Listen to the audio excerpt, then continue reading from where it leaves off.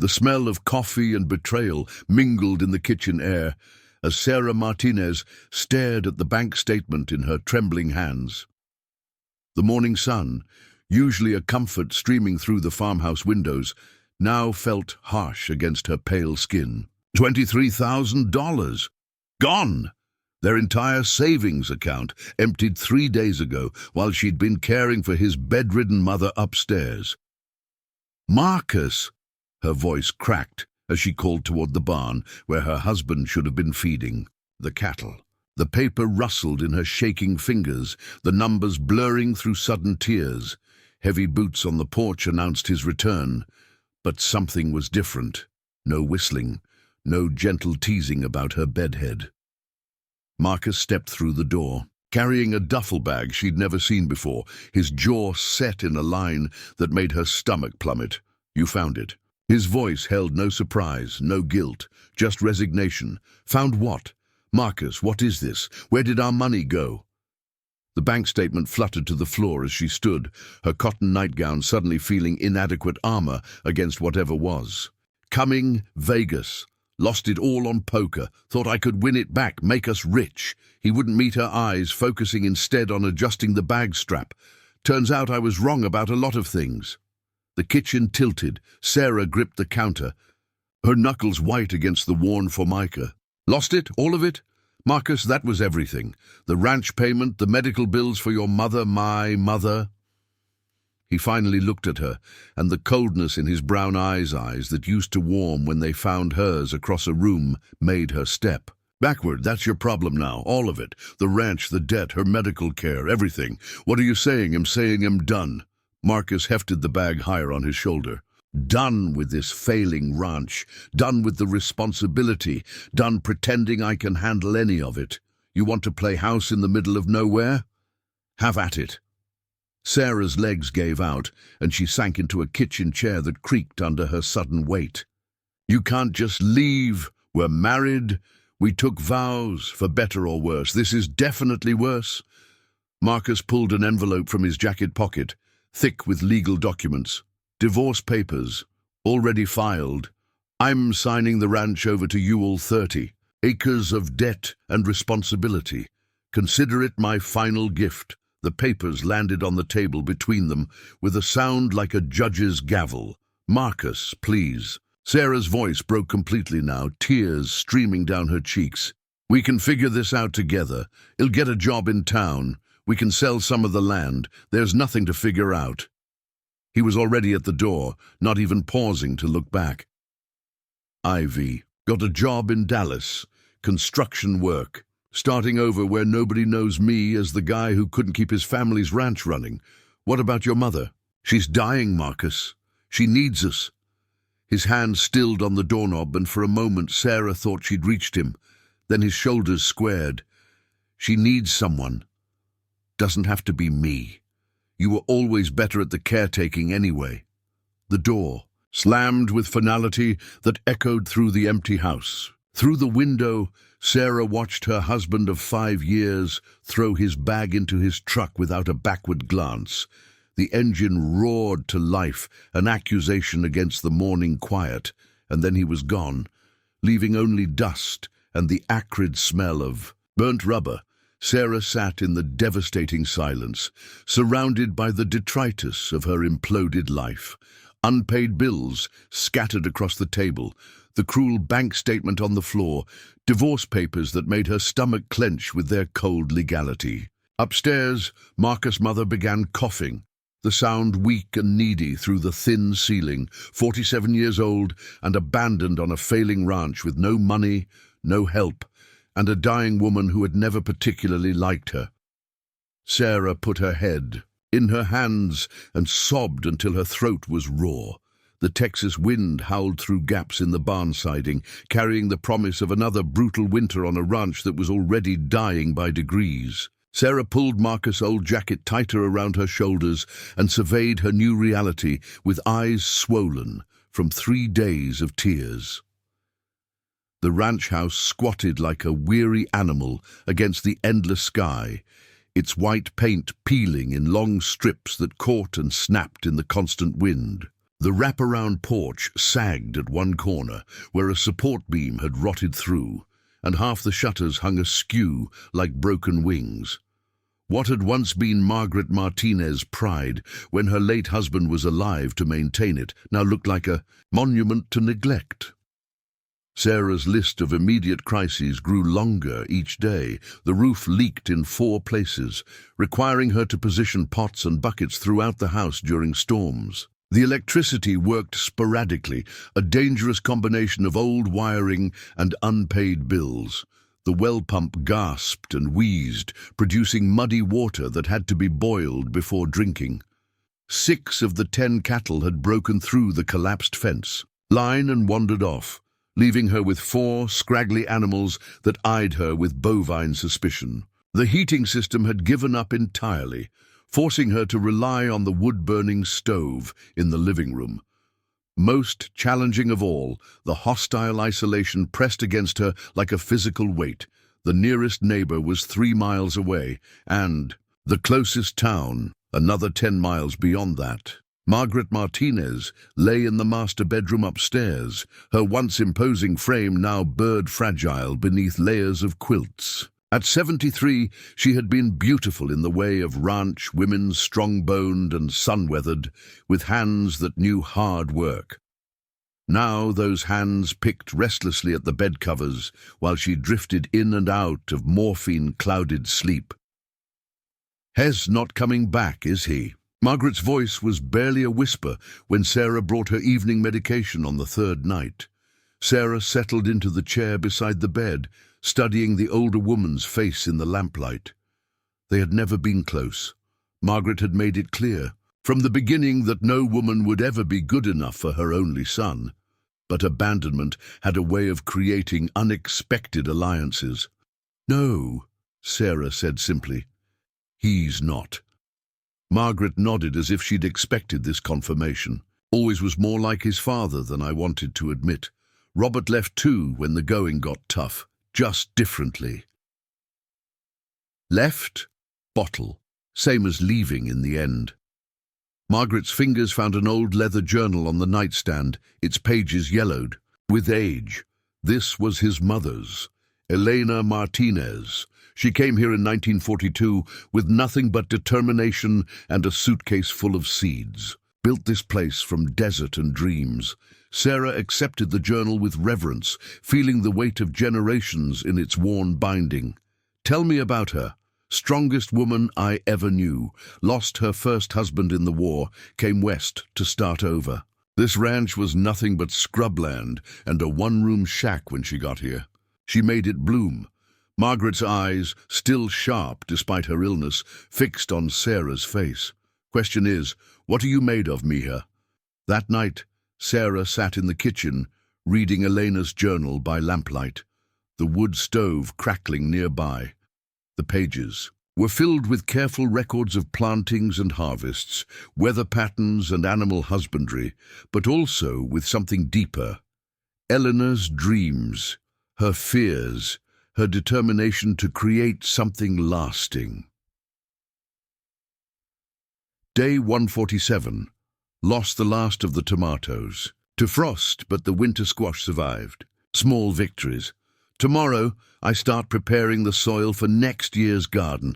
Roberto always said I was too stubborn to quit, even when quitting would be smarter. Maybe he was right. But stubborn is how you survive when survival seems impossible. Sarah's tears fell onto the aged paper as she read about a woman who had faced her own abandonment and found strength in the earth itself. Outside, the wind rattled the windows like hungry ghosts, and upstairs, Margaret coughed weakly in her sleep. For a moment, just one devastating moment, Sarah considered walking away. Marcus' truck keys still hung by the back door. She could drive to town, catch a bus to anywhere, start over somewhere that didn't smell like failure and broken dreams. Let someone else deal with the dying ranch and the dying woman and the impossible weight of it all. But then she looked at Elena's journal again, at the careful drawings of garden plots and the optimistic notes about spring plantings, and something shifted in her chest. Not hope, exactly, But maybe the possibility of hope. She turned the page and found pressed between the leaves an envelope of seeds still viable after all these years. Heirloom tomatoes, Eleanor's handwriting noted. For when you're ready to believe in tomorrow. The transformation began with soap and water. Sarah started with the kitchen, scrubbing years of neglect from surfaces that revealed their beauty only after persistent effort. The old cast-iron sink, once she'd removed the stains and rust, proved to be a thing of substantial elegance. The hardwood floors, after 3 days of hands and knees work, showed honey-colored grain that caught and held the morning light. "You're going to work yourself to death," Margaret observed from her wheelchair on the porch, where Sarah had moved her to enjoy the first warm day of spring. "Better than the alternative," Sarah replied, not looking up from her battle with the garden plot. 3 weeks of reading Elena's journal had taught her the basics, but the reality of preparing soil was harder than any words could convey. Her hands were blistered despite the work gloves, and her back ached constantly. But she persisted. The town library became her second home. Every Tuesday and Friday, Sarah drove the battered pickup into Cedar Creek, population 847, to research everything from organic farming to basic veterinary care. The librarian, a kind woman named Betty Chen, began setting aside books on sustainable agriculture and small business management. "You're really doing this," Betty said one afternoon, watching Sarah check out a stack of books on heritage vegetables and soil restoration. "Taking on that old ranch? Seems like it's taking on me," Sarah admitted. "But yes, I'm trying." Her first success was embarrassingly small. A single tomato plant that managed to survive her inexperienced transplanting. Sarah knelt in the dirt beside it one morning, tears streaming down her face, because it had produced 3 perfect red fruits, the first food she had successfully grown from Eleanor's seeds. "Por qué lloras?" Margaret asked from her wheelchair nearby. "Why do you cry for tomatoes?" "Because I made something grow," Sarah whispered. "I actually made something grow." Margaret's weathered hand found Sarah's shoulder, the first voluntary touch between them in 5 years of marriage and abandonment. "Mija, now you understand. This is how we survive. One plant, one day, one small victory at a time." The neighbors began to notice. Joe Patterson, whose property bordered theirs to the east, stopped by one afternoon when he saw Sarah struggling to fix the collapsed fence line. "You know, I've got some extra posts in my barn," he offered, his cowboy hat pulled low against the sun. "Been meaning to clean them out anyway." "I can't pay you," Sarah said honestly, hammer hanging limp in her grip. "Didn't ask you to. Elena Martinez once fed my family when we had nothing. Figure I owe her granddaughter-in-law at least a fence. A post or two." With Joe's help, Sarah learned to set posts and string wire. He taught her to read the sky for weather signs and to recognize the difference between healthy cattle and sick ones. More importantly, he treated her like someone capable of learning rather than someone to be pitied. "You've got the instincts," he said one day, watching her calm a spooked heifer with patience and quiet words. "Just need the experience to back them up." Margaret's health stabilized as spring progressed into summer. Whether it was the fresh air, the improved food from Sarah's expanding garden, or simply having purpose again, she grew stronger.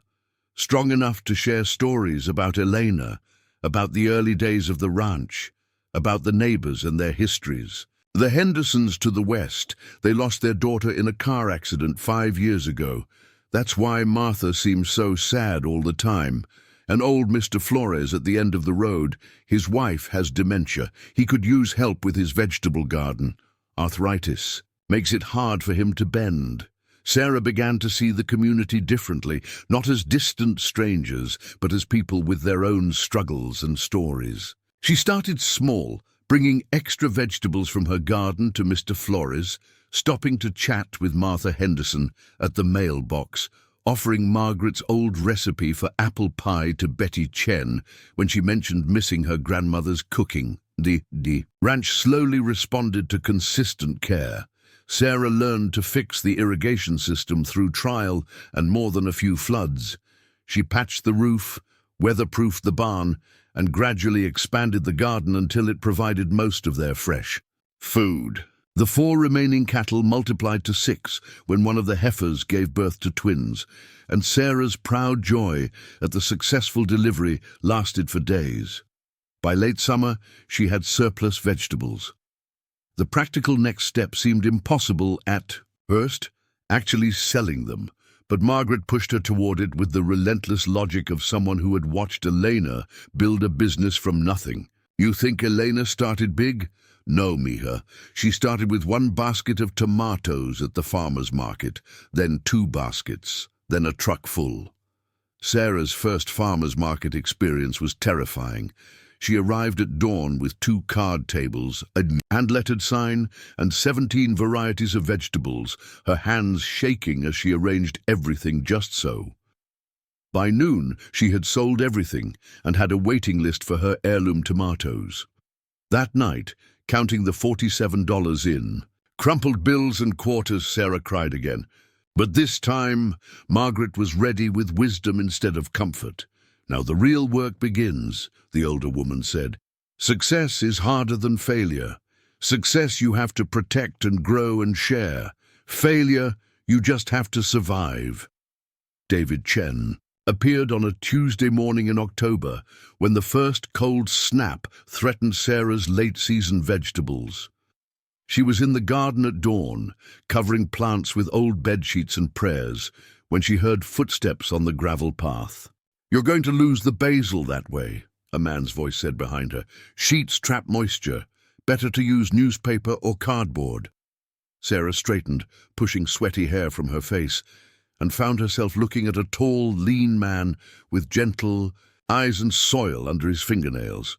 He carried a steaming travel mug and wore the easy confidence of someone comfortable in his own skin. David Chen, he introduced himself. Betty's nephew. I run the agricultural extension office in the county. She mentioned you could use some advice on season extension. Sarah Martinez. And yes, I could use all the advice you've got. David smiled, and something in Sarah's chest fluttered unexpectedly. Well then, we better get started. Coffee. First though, I don't give free advice without caffeine. Over the next weeks, David became a regular presence at the ranch. He taught Sarah about cold frames and row covers, helped her build a simple greenhouse from salvaged windows, and showed her how to preserve seeds for next year's planting. His visits always included practical help, but Sarah began to suspect. He came as much for Margaret's stories and her own company as for any agricultural purpose. He's sweet on you, Margaret observed one evening after David had left. She was stronger now, able to move around the house with a walker, and had appointed herself as unofficial matchmaker. He's being neighborly, Sarah protested, but she found herself looking forward to his truck in the driveway. The real test came when David brought his daughter.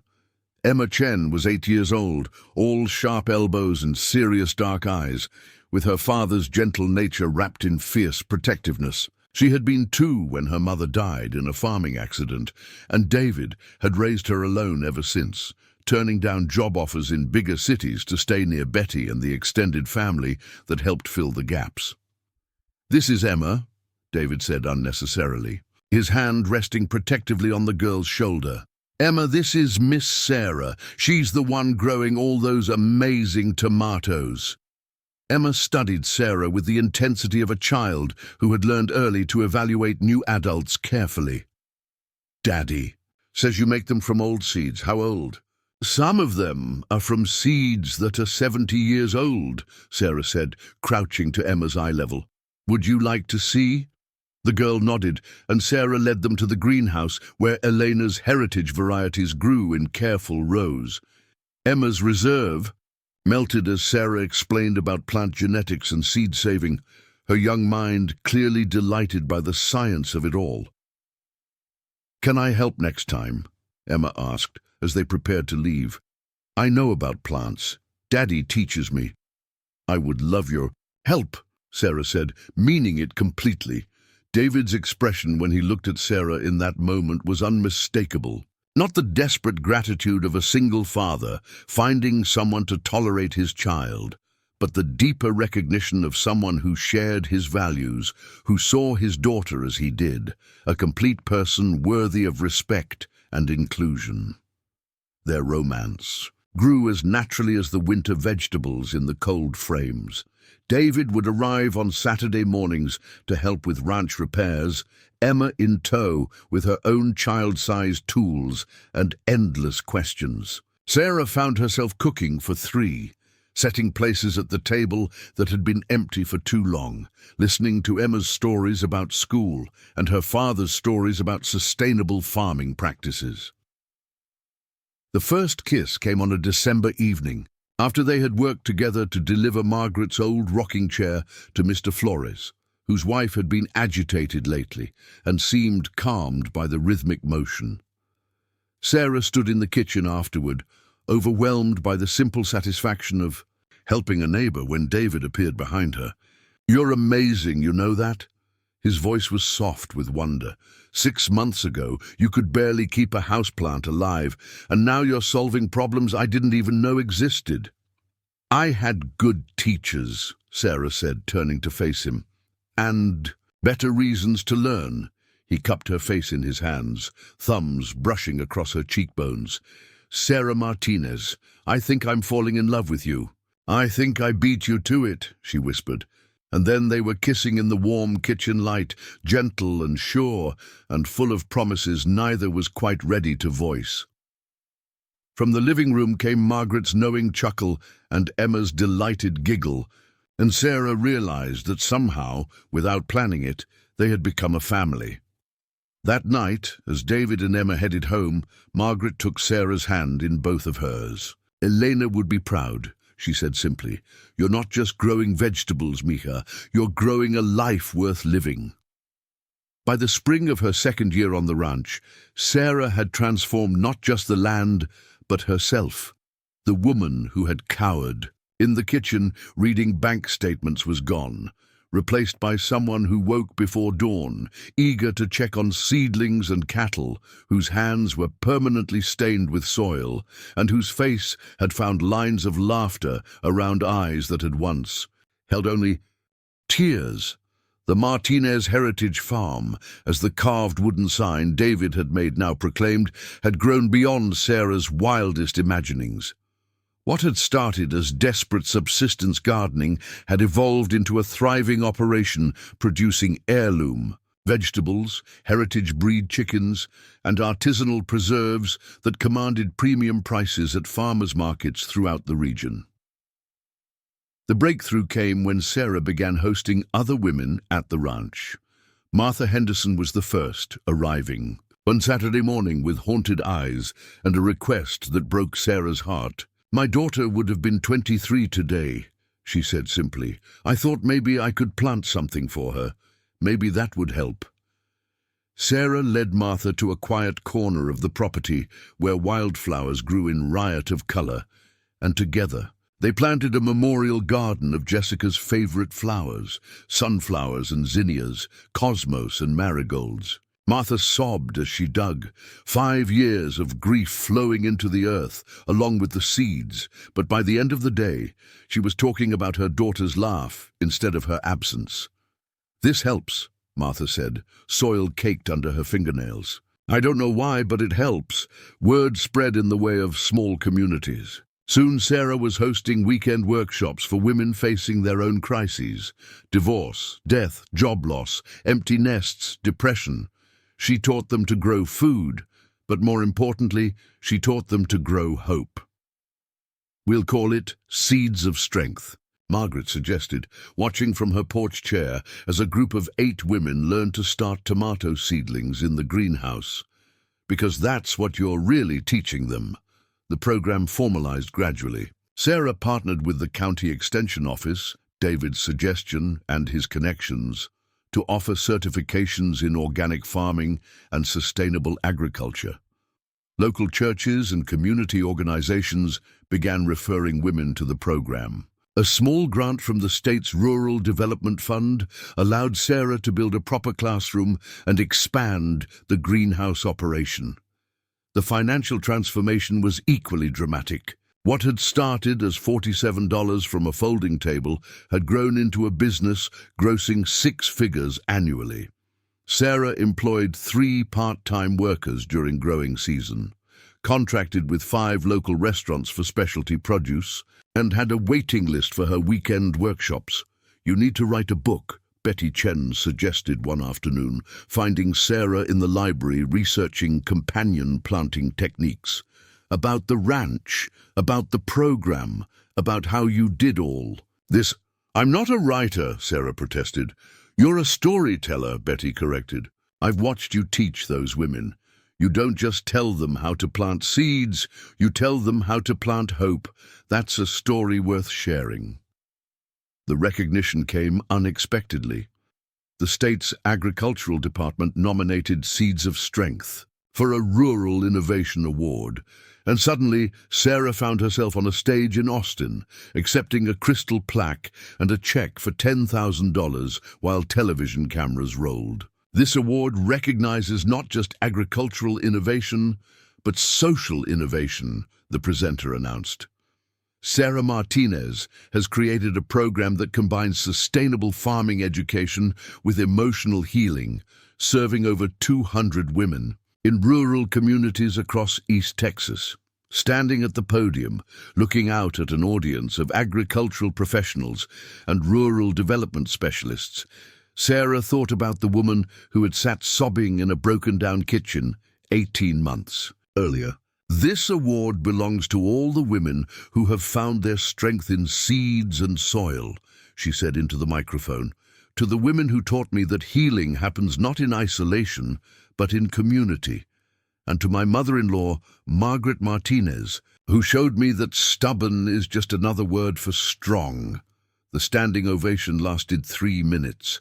Back at the ranch, David and Emma were waiting with a celebration dinner, and Margaret was holding court on the porch, regaling visitors with stories about Sarah's transformation.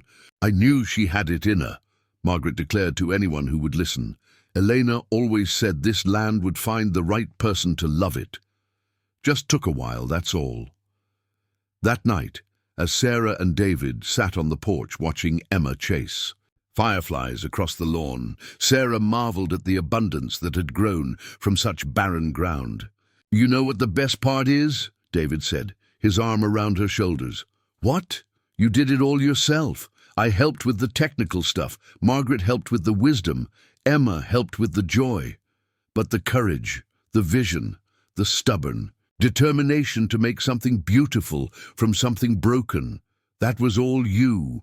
Sarah leaned into his warmth, watching the lights of their home spill golden onto the land Elena had first claimed, with nothing but determination and a suitcase full of seeds. Tomorrow would bring new challenges, new women seeking hope, new opportunities to grow something lasting from the soil of second chances. Marcus returned on a Tuesday in late November, 2 years and 7 months after he had walked out with his duffel bag and his casual cruelty. Sarah was in the greenhouse teaching a group of 6 women about winter gardening, when Emma burst through the door with wide, frightened eyes. "Miss Sarah, there's a strange man talking to Grandma Margaret," she whispered urgently. "He's making her upset." Through the greenhouse windows, Sarah could see a figure on the porch, thin where Marcus had once been stocky, wearing clothes that hung loose on a frame that looked diminished somehow. Margaret sat rigid in her chair, her face pale but determined. "Ladies, let's take a break," Sarah said to her class, her voice steady despite the sudden hammering of her heart. "Help yourselves to coffee in the kitchen. I'll be right back." She walked across the yard with her head high, David falling into step beside her. He had been helping repair the chicken coop fence and had clearly recognized the threat in Emma's urgency. Behind them, the women from the class gathered on the kitchen porch, protective and alert. Marcus looked up as they approached, and Sarah was shocked by the change in him. His face was gaunt, his hair thinning, his clothes expensive but ill-fitting. The cocky confidence that had once defined him was gone, replaced by something desperate and defeated. Sarah. His voice held no warmth, but also none of the cold dismissal. She remembered. You look different. I am different. Sarah stopped at the bottom of the porch steps, David's solid presence at her shoulder. What do you want, Marcus? I came to apologize. The words seemed to cost him effort. And to ask, I was hoping maybe we could try again. I made mistakes, but I've learned no. Sarah's voice cut through his rehearsed speech with quiet finality. Whatever you're selling, I'm not buying. Marcus's expression shifted, revealing a flash of the old manipulation. Sarah, be reasonable. I know I hurt you, but look at this place. You've done amazing things, but you could do so much more with help, with a partner. I've got business connections now, investors who would be interested in scaling up your operation. My operation? Sarah's laugh held no humor. Marcus, you stole our life savings and abandoned me to die. Literally abandoned me with no money, no help, and a dying woman.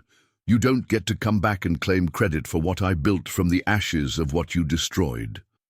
I made mistakes, Marcus repeated, his voice rising with frustration. But I've changed. I'm clean now, sober. I've been through therapy. Good for you. Sarah's tone remained level, unmoved by his desperation. I hope that helps you build a better life somewhere else. But it has nothing to do with me. Margaret spoke from her chair, her voice carrying the weight of years and wisdom. Mijo, you left us to die. Sarah saved my life and this ranch and herself. You don't get to come back and pretend you were part of that. I'm still your son, Marcus said, his composure cracking. This is still my mother, my family's ranch. You signed it over to me, Sarah reminded him, legally and completely, and you stopped being family the day you walked out that door. David stepped forward slightly, not threatening, but unmistakably protective. I think you need to leave now. Marcus looked around the property with hungry eyes, the thriving gardens, the renovated buildings, the obvious prosperity that surrounded them. You can't just erase me. I have legal rights. You have nothing here, Margaret said with finality. Nothing but the shame of abandoning your wife and your dying mother for poker chips and pipe dreams. Go build your new life, Marcus. But build it somewhere else. For a moment, Marcus looked like he might argue further. Then his shoulders sagged, and Sarah saw not the man who had broken her heart, but a middle-aged failure, desperate to attach himself to someone else's success. I don't have anywhere else to go, he admitted, the admission seeming to surprise him.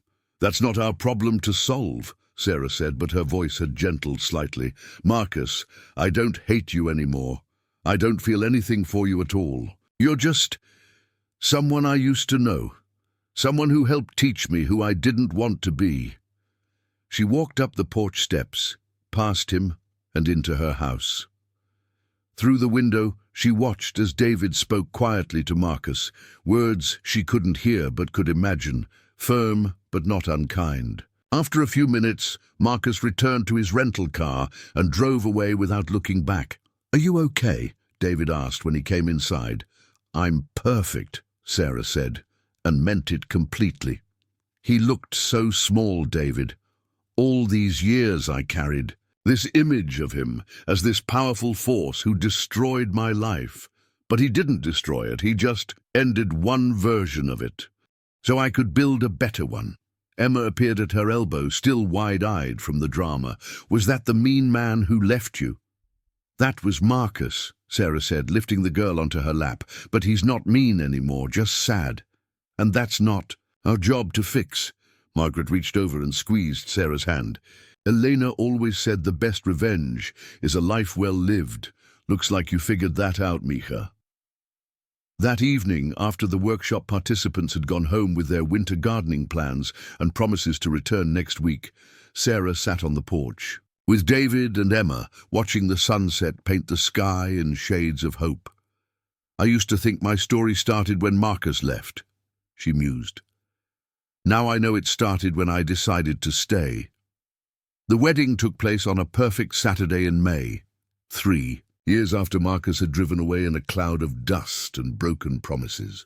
Sarah had chosen the spot where she and Martha Henderson had first planted Jessica's memorial garden, now a riot of perennial flowers that returned faithfully each spring, a living testament to the beauty that could grow from grief. The guest list reflected the community Sarah had built: women from her Seeds of Strength program, neighbors who had become family, agricultural extension agents from 3 counties, and the local newspaper editor who had featured the ranch in a story about rural innovation. Margaret Martinez, now 76 and fiercer than ever, served as matron of honor, her walker decorated with ribbons that Emma had tied with serious concentration. "Dearly beloved," began Pastor Williams from the Cedar Creek United Methodist Church, "we gather today not just to witness the union of Sarah and David, but to celebrate the truth that love can take root in the most unlikely soil and bloom into something extraordinary." Sarah wore Elena's wedding dress, carefully altered and updated, the lace still delicate after 80 years. In her hands, she carried a bouquet of flowers grown from seeds in Elena's journal, heirloom varieties that connected past to present, to future. David stood handsome in his best suit, Emma beside him in a yellow dress that matched the sunflowers towering behind the makeshift altar. "Sarah," Pastor Williams continued, "when you first came to this community, you were broken by betrayal and abandonment. Today, you stand as proof that our deepest wounds can become our greatest strengths, that what is meant to destroy us can instead transform us into who we were always meant to be." The vows they had written themselves were simple but profound. "David," Sarah said, her voice carrying across the garden, "you taught me that love doesn't rescue us, it joins us in the work of rescuing ourselves. You showed me that family isn't just about blood, but about choice and commitment and showing up every day with open hearts and dirty hands. I promise to tend our love like the most precious garden, with patience and faith and the knowledge that the best things take time to grow." "Sarah," David replied, "you showed me that strength isn't about never falling down, it's about what you choose to plant when you get back up. You turned abandonment into abundance, bitterness into beauty, survival into service. I promise to be your partner in all of it, the planting and the harvesting, the storms and the sunshine, the failures and the victories." Emma had insisted on her own role in the ceremony, reading a poem she had written about Sarah. Miss Sarah came with broken wings, but learned to grow amazing things. She taught the ladies how to plant and never said, "I just can't." Now she's my almost mama too, and makes the world more green and new. There wasn't a dry eye in the garden. After the ceremony, the reception unfolded across the ranch like a living celebration of everything Sarah had built. Tables groaned under dishes made from ranch-grown vegetables, children ran between the garden rows, and women who had first come seeking help now served as mentors to newer participants in the Seeds of Strength program. Betty Chen had organized a surprise for Sarah, a presentation of the ranch's latest recognition, a national award for innovative rural programming that would bring $40,000 in additional funding and national media attention. "You've created something that's going to outlast all of us," Betty said, as she handed Sarah the official letter. "Programs like yours are being replicated in 12 states now. You're not just growing vegetables anymore, Sarah. You're growing a movement." As the sun set over the celebration, Sarah found herself in Elena's old garden spot, where the original farmhouse had stood before the larger house was built. Margaret had joined her there, the two women standing quietly among the heritage roses that Eleanor had planted nearly a century ago. "She would be proud," Margaret said simply. "Not just of what you've accomplished, but of who you've become. Elena always said this land would choose its own guardian. It chose well. I couldn't have done any of it without you," Sarah said. "Without your stories, your wisdom, your stubborn refusal to let me give up. Mia, you saved my life by giving me purpose again. An old woman needs to feel useful, needs to pass on what she knows. You gave me that gift." David appeared with Emma, both of them carrying pieces of wedding cake, and they sat together in the fading light. 4 generations, connected by love and choice, and the simple miracle of seeds that become flowers that become seeds again. "What happens next?" Emma asked, practical as always. "Next we keep growing," Sarah said. "The program, the ranch, our family, our community. We keep planting seeds and trusting that some of them will bloom into things we can't even imagine yet." "Will you write the book Aunt Betty wants you to write?" Emma pressed. Sarah laughed. "Maybe. What should I call it?" "How to Grow Hope," Emma said immediately, "because that's what you really teach people." Later, after the guests had gone home and the dishes were washed, and Emma was asleep in her new bedroom in the ranch house, Sarah and David sat on the porch swing that had replaced Margaret's old rocking chair. The older woman had moved into the new addition they'd built for her, complete with wheelchair accessibility and a view of the memorial garden. "Any regrets?" David asked, his arm around his new wife. Sarah considered the question seriously, looking out over the land that had broken her and remade her. "Just one," she said finally. "I regret that it took abandonment to teach me who I really was. But then again, maybe some lessons can only be learned in the dark. And now I know that the best stories aren't about people who never fall down. They're about people who turn their falling into flying, their endings into beginnings, their emptiness into abundance." She leaned into his warmth, watching fireflies begin their ancient dance across the meadow. "Now I know that sometimes you have to lose everything to find out what you're really made of." Above them, the stars appeared one by one in the vast Texas sky, and somewhere in the garden, night-blooming flowers opened their faces to the darkness, turning shadow into beauty with the simple audacity of blooming where they were planted. The story ended where it began, with a woman learning what she was capable of when everything familiar was stripped away. But this time, she was not alone, and the future spread before her like fertile ground, ready for whatever seeds of hope and love and stubborn determination she chose to plant in the morning.